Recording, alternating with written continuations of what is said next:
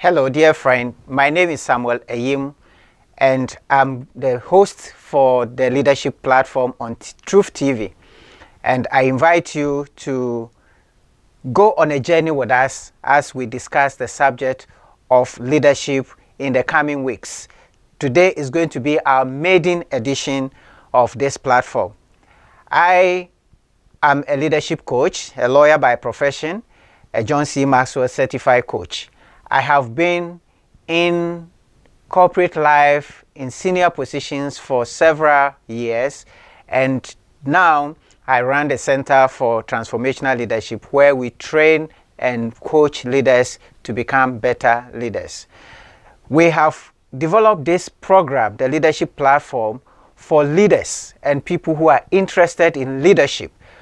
On this platform, you are going to learn principles of leadership. You are going to encounter different leaders. You are going to learn about how you can grow as a leader, how you can make an impact. So make a date with us this Sunday and every other Sunday at 5 p.m. The subject of leadership is an interesting one in all respects. Every year, thousands of books are written on leadership. And if you try to find what leadership is, you will find many different concepts. A story is told of some blind men who were asked to go and identify an elephant. So they went around and they had to touch the elephant. So one touched the tail and comes back and said the elephant is like a rope. Another touches the ear, comes back and says the elephant is like a leaf. Another touches the body of the elephant and says the elephant is like a wall. And that is the dilemma in which the concept of leadership is. And so we are going to try to break it down for you to understand what it is.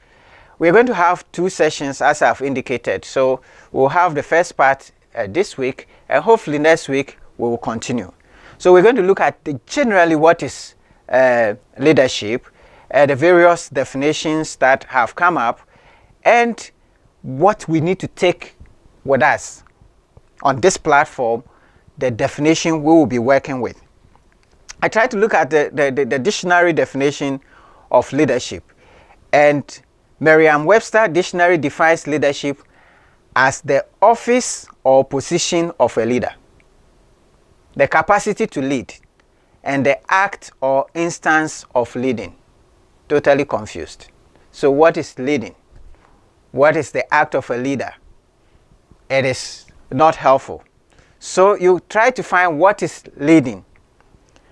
And the same dictionary says, leading is coming or ranking first, foremost, exercising leadership, providing guidance, giving the most prominence. And in fact, when you look at this definition, a lot of people have this understanding of what leadership is. Foremost, preeminence, somebody giving direction, guidance. And so a lot of us think that leadership is the person who is in front, who is on the top, who is giving direction. And that is what we see to be leadership. And again, a lot of us think that leadership is just about positions, and we'll come to that very soon. But I want us to look at 3 different concepts that we'll put together to work on. The first one is by Peter Drucker, who is the father of management. He defined leadership as, he says, the only definition of a leader is someone who has followers. Now let's think about that for a moment. So if you are a leader, you should have followers. So if you take a group of people who are marching and there's some people following them, is the one ahead a leader? Maybe he is, maybe he's not. But let's hold that thought. The concept of having followers is very important when we talk about leadership. The second concept that we want to look at is by John C. Maxwell. And John C. Maxwell also says, leadership is influence, nothing more, nothing less. Now see the absoluteness of it. Drucker says the only definition of a leader is someone who has followers. John C. Maxwell says, leadership is influence, nothing more, nothing less. So if you are able to influence people, if you are able to impact people, if by your conduct, by your words, you draw people to a certain direction, you are leading them. That's John C. Maxwell. Kevin Cruz thinks that these definitions are not sufficient. So he kind of put them together and says leadership is a process of social influence which maximizes the efforts of others towards the achievement of a goal. Here, he introduced a goal. And he introduces the concept of social influence. In other words, it's about people. And it's also about how to maximize people's effort. And that is the working definition we'll be using throughout. So when we talk about leadership in this point, we are looking at a social influence. Your influence on people, but that influence should be able to maximize people's ability. It should enhance their value, and it should be aimed at achieving a goal. So it is about influence. It also means that there must be people who are following you. There is a popular saying in leadership is that if you think you're leading and there's nobody following you, you are only going on a walk. So at this point, I want us to pause and look at a few concepts that sometimes, are misconstrued as leading or leadership. And the first concept I want us to look at is the concept of entrepreneurship. Now, entrepreneurship is very important.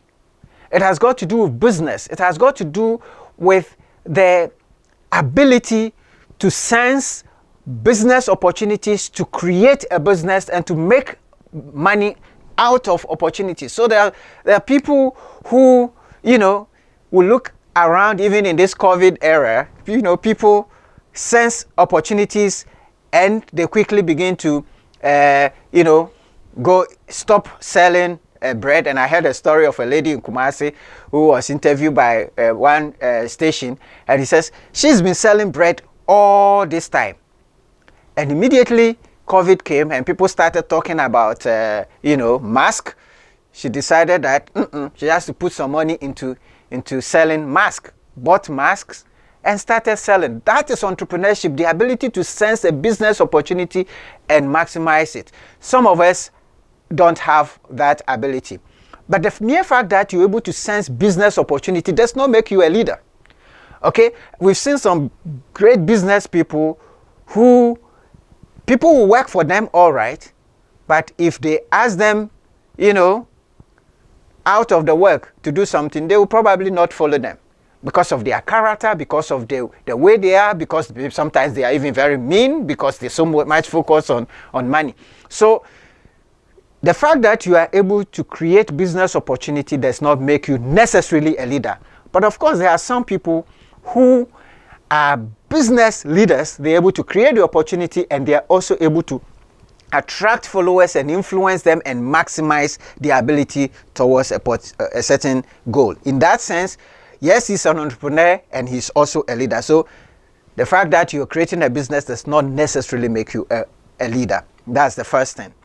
The second thing that sometimes is used to misrepresent leadership is knowledge. So we say he's an expert in this subject, so he's a leader in that area. And there's so many people who are very knowledgeable. They have all the information, but they cannot even translate that information to influence other people. So merely being an expert on a subject does not make you a leader. Okay, so you can be an expert, you can be very knowledgeable, and you can, know everything about a particular subject, about Africa, about economics, about politics, about even human beings. But if you are not influencing people and enhancing their life and leading them to maximize their efforts to a certain goal, then you are not leading them. All right? The other concept that is sometimes confused with leadership is pioneering. So I am the first to start. So because I'm the first to start, I'm leading. No.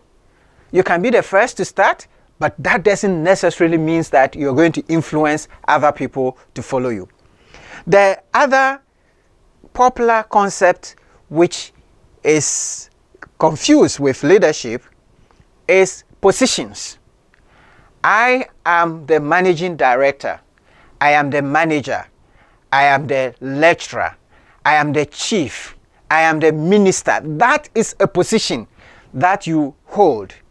And a lot of the time when we talk about leadership, this is the concept that a lot of people play with. But it is not necessarily that because you hold a certain position that people will follow you. We've seen several people who are in management position, they are the CEO, and they will speak and give direction, and the staff will go and listen to somebody else. So you can be a manager, have the title, and hold the position, yet there's somebody else in that organization who the other people listen to. And if they are not listening to you, and if they are not following you, if you are not able to influence them, you can have the position, you can have the title, and you are not leading them. I think the Fantis or whatever have what they call Simpapeni. Okay, Simpapeni is that you have a title, but you have no power, you have no influence, you have, so in that sense, you are not leading. Okay, so in corporate world especially, people are fighting for titles. People are fighting for positions. And a lot of people think that, when I get to that position, when I get that title of senior manager, senior executive, then I will start leading. No. You don't need to have a title to lead. In fact, there's a book with that title, Leader Without a Title. And at the Center for Transformational Leadership and on this platform, we want to encourage you to understand that whatever the position, the role you are, you can influence people. Actually, somebody at a lower position can even influence somebody at a higher position. So you can lead your boss in that sense. Okay, so it's not necessarily that the boss or the person who has the title or the position is necessarily the one leading. Another concept which is actually generally in the business and corporate world also sometimes confused with leadership is management. Now I'm going to have a session on management and leadership. So at this point, let me just say that management is just about keeping things as they are, organizing and planning and maintaining things as they are. Okay? I have a friend who used to joke about, somebody who visited his friend, and he was served with the fufu bowl, and all the meat goes in front of his friend, and he holds the bowl like this and says, geographers are bad. They've turned the world around like this. And by the time he finished, all the meat comes in front of him. And then the visitor says, holds the same bowl and say, if they've turned the world around like this, let it remain as it is. Okay. Now, that is what leadership is. Leadership likes, management likes to keep things as they are. There are procedures, there are processes. This is how things are to be done. So he's the manager of the place. People are supposed to come to work at 7 o'clock. That is it. If you come at 7:05, you've missed it. He doesn't care what has happened to you, whether you had a problem in your house, whether your child was sick, whatever, you are late. That's the rule. That's what managers do. They maintain the system, and it's very important to maintain systems and to keep people in order within the rules. But leadership goes beyond that. A leader in this situation would have to find out what is happening to that particular employee. Why is he late? And is there something that can be done as far as his schedule is concerned?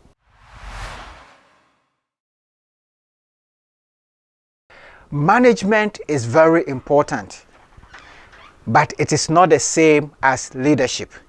Now, there are a few differences between the two, and I'm going to try to go through them quickly for you. The first one is that, as I said, management maintains the status quo. Management is about keeping things as they are. Leadership is about change. Now, leaders look at the organization, look at the situation, and they want to engineer change. They want to bring transformation, change in the situation, change in the life of the people, change in the environment. And so leadership is about change, whereas management is about maintaining the status quo. That's the first thing. The second thing, management is about planning, whilst leadership is about inspiring people. So a lot of management time is about planning the business, organizing the office, and so on and so forth, which is very important. As a leader, you need to plan. But planning is not the core nexus of leadership. Leadership is about inspiring people and energizing them to be able to achieve the goal. So planning is important, but if you just plan, and I've seen a lot of managers, they plan and they think that because they have a plan, a strategic plan, things will work. You can have a plan. If you are not able to inspire people to understand the plan and to get it going, that plan will not work. And you need that element, which is a leadership quality. The third point is that managers give directions. Do this. This is your responsibility. We send out a memo and everybody is supposed to follow it. Direction. Leaders, on the other side, ask questions. Because you want to influence people, you want to ask, what is the situation? What do we have to do? What are the issues that need to be dealt with? What is important? And so on. So leaders influence by asking questions, whereas managers, direct. We'll look at the forms of influence shortly after this. Again, managers have subordinates. Leaders have followers. Your subordinate is somebody who is under you. I'm the boss. You are under me. And I give you instruction and you have to obey it. You cannot question me. But leaders have people who follow them. Why? Because they are all going to the same direction. Managers sometimes are going different direction and they direct their subordinates to go into a different direction. They ask people, for example, to come to work at 7, but they will come at 8. And you don't have to look at me. I'm the manager, I'm the boss. You have to come at 7. I can come anytime. That is not leadership. Leadership have followers because they want people to do exactly what they say they should do. They themselves subject themselves to the same direction. So people follow them in the same direction. Managers use authoritarian style, whereas leaders use motivational style. Generally, managers, as we've said, direct. They authorize you. I have the authority and you have to obey me. But leaders motivate. They want to incentivize. They want to make sure, encourage you to be able to do what they want you to do. Managers tell people what to do. Leaders show people what to do. And a lot of the time, managers are asking people to do things that they themselves they cannot do. Okay? But leaders lead by example. That is what we mean by show. So they do exactly. You're a parent in the house and you want your children to pray, but you don't pray. Okay, so you order your children, when you wake up, pray. But they don't see you praying. If they don't see you praying, they are not going to pray. Leadership is showing people what to do. Another distinguishing element between the two is that managers have good ideas. Leaders implement good ideas. A lot of the time, as managers, we have concepts, we have ideas on how things to be done, and we ask people to do it. But leaders don't just have ideas. They act, they take the action because it is that action that encourages others to follow. Managers react to change, leaders create the change. When we have COVID, as managers, we are asking, what do we do? But people who are leaders have anticipated COVID situation, and they have set up platform, they have set up electronic systems. So when COVID comes, it's very easy to move their people to work from home. But managers who did not anticipate this change, this dramatic change, COVID comes and they are now beginning to ask, what do we do? They react to change because they're keeping the status quo until something forces them to change. And that is a critical characteristic of leadership. Leaders encourage and engineer change. Managers try to be heroes. When things are going well, yes, I'm the manager. They take the credit for it. Leaders make heroes of everyone around them. And it's very, very important. If you're going to influence people, if you're going to motivate people, everybody is going to be part of the team, of part of the success. It's not going to be only you. And I've seen managers who go to board meetings, and when things are going right, they say, I did this, and this is my job, and these are my results. And when things don't go well, and they go and they say the team is bad, they didn't give me the right people, and so forth.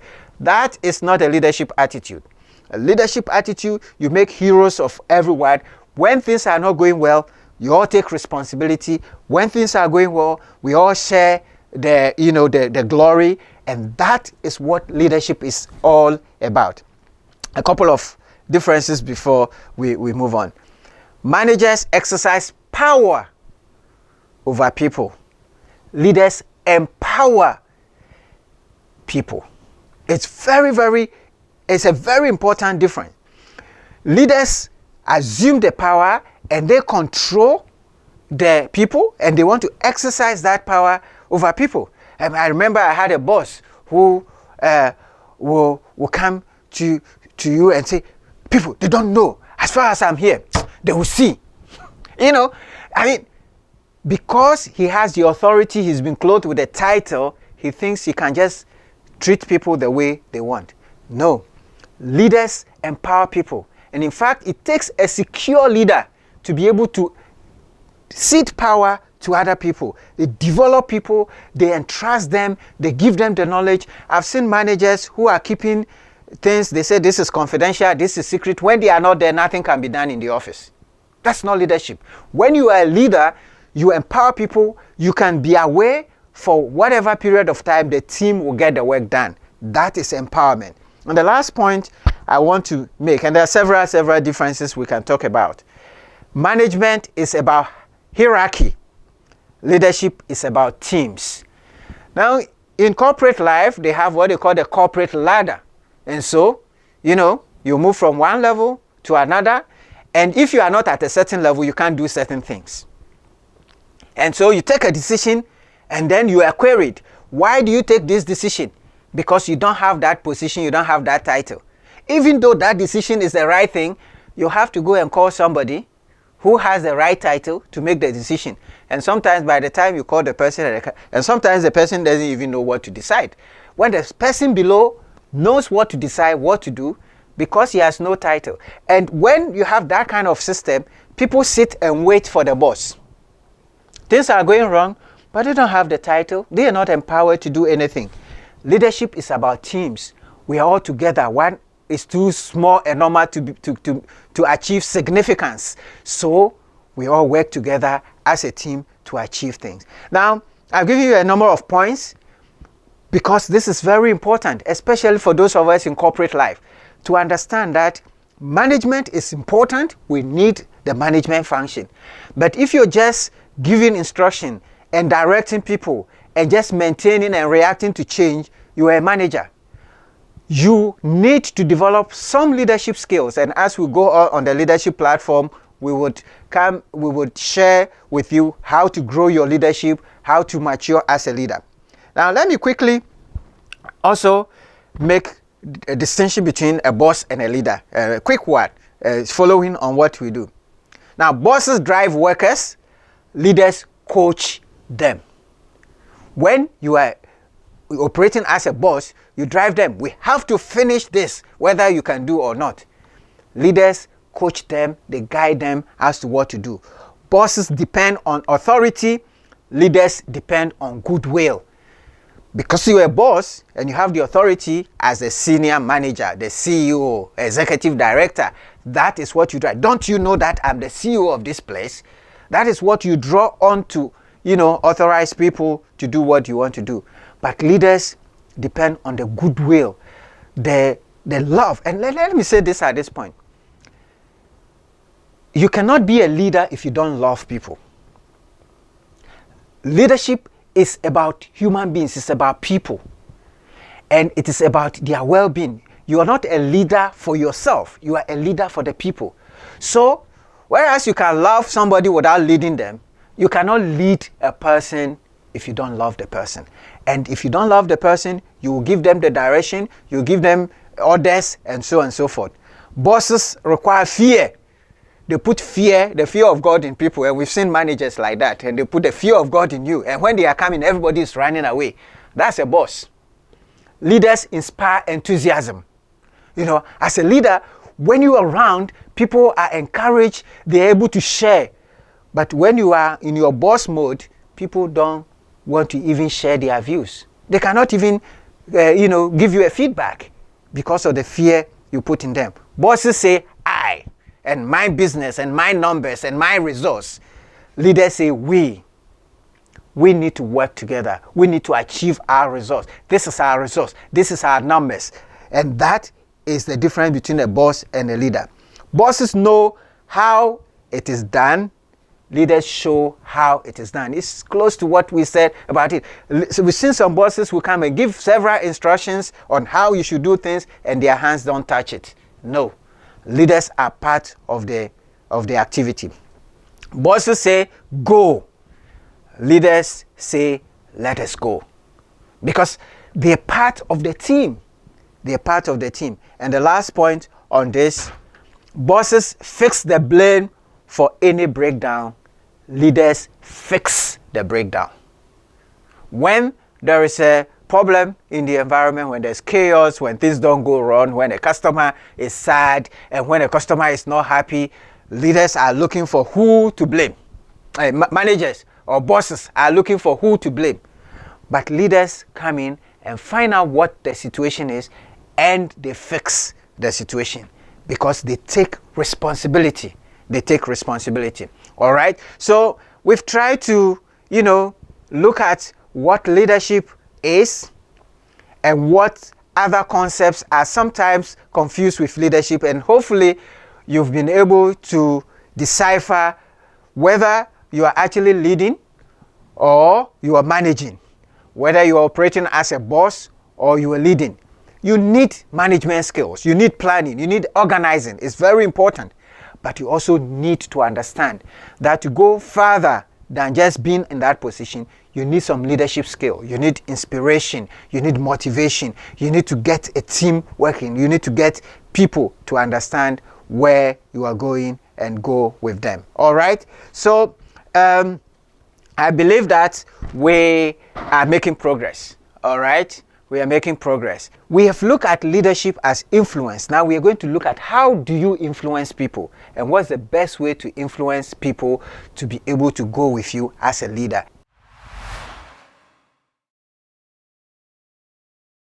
So we said leadership is influence, influencing people to a certain destination, a certain goal.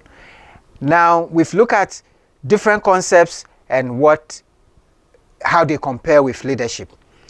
Now, at this, we're going to take a few minutes to look at the methods by which you can influence people and see how they compare. People can respond to you by different methods. The first method, and I'm going from the worst method to the best method, okay? So the worst method of influence is force. Here, there is no choice in the matter. You ask people to do this, and they have no choice. Oh, boss, can I submit it next week or at 5 o'clock? No, it's 3 o'clock. That is it. You force people, and there is no choice in the matter. That is not a good method of influence. The second method of influence, which happens a lot also in corporate life, is intimidation. It is my way or nothing else. All right? If you don't do this, you know I'm the boss, right? When it comes to your evaluation, we will see. At the end of the year, you will see who will sign your bonus. You will see who will sign your promotion. That is intimidation. You know, so you intimidate people, and then even though they may not really be comfortable with what you are asking them to do, because you are intimidating them, because they are afraid of you, because they are afraid of the consequences, they do. And you think that, yes, you know, people are following you. The day you are not there, the day that intimidating strategy, the day you are not the one to sign their promotion, that's the end of you. They don't respect you anymore. Now, the other method of influence that people use a lot is manipulation. Here, when you manipulate people, there is a winner and a loser. So you want your boss to do something for you, and so you go and you tell the boss all sort of stories which may not even be true, and the boss accepts it, and then he believes that you are the best. You manipulate. You manipulate your friends, your colleagues, you know, to do things for you that they have not even thought, because you have some superior knowledge or some information, and you use it to your advantage, to the disadvantage of other people. That is not a good method of influence. The next worst is positional influence, and we've talked about positions. We follow because we have to. Because you have that position, that is why we are following you. The day you are removed from that position, that's the end of us. We are not going to listen to you again. And I've seen a lot of managers who leave the workplace, and when they come back to the office, nobody wants to look at their faces. Because when they were in that position, the way they treated people, when he was leaving, people were actually happy. I remember when Abacha died, and I was then in the law school, and people were celebrating. You know, they're very, I mean, all over the world, people were happy that Abacha was dead, you know, because of the way he used positional power to intimidate other people. The other method of exchange, which is far better than the ones we've mentioned about, is exchange.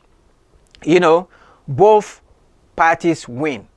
So we do a deal, you get something, I get something, and both of us are winning. It's called win-win.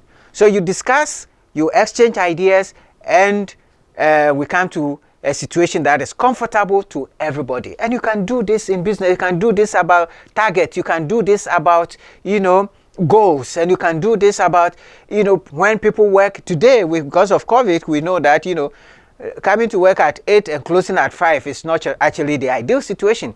Maybe some people can, you know, do some other things and work from 5 p.m. and close at midnight. They will be more productive.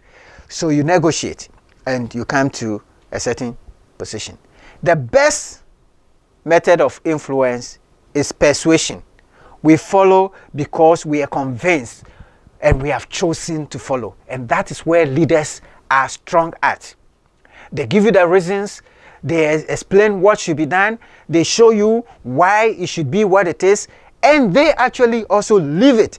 And so people are persuaded and convinced that that is the right way to do. So those are the methods by which people are persuaded. I believe that we have learned quite a bit. As we started with, leadership is a very complex subject. There is not a single definition of leadership like you can have for economists. Even economists, there's some other aspect, but at least there's a certain definition that everybody accepts. There are no such specific definitions. There are thousands of one definitions of leadership. But on this platform, what we want to encourage is influence, your ability to impact people, to move people, to maximize their effort, to be able to take them from one point to other. Again, you must have followers. You cannot say you are a leader and nobody is following you. If you don't have followers, then you are not leading. The adage says you are going on a walk. All right. We have also looked at the differences between the different concepts like entrepreneurship, pioneer, position, and so forth, and how they are different from leadership. We spent some time to look at management and leadership, and it's very important that management maintains the planning and the status quo, whereas leadership is about change, it's about transformation, it's about, teamwork instead of, using authority and position to drive people. We've also looked at a small point of the boss and the leader. And the bosses use authority, leaders create enthusiasm among people so that they can follow. We would end here for this week, and next week we'll go a bit more into leadership. We would actually also look at some case studies from Bible and from real life to illustrate the point about what leadership is, so that by the time we leave this subject, you and I understand what the concept of leadership is all about. So that next time you say you are a leader, when you say you want to be a leader, when you say you are growing as a leader, you know what are the elements and what are the characteristics that you are supposed to focus your mind. Thank you for staying with us. You have been watching the leadership platform on Truth TV. We'll see you next week when we come to complete this subject of leadership, what it is and what it is not. Thanks for staying with us.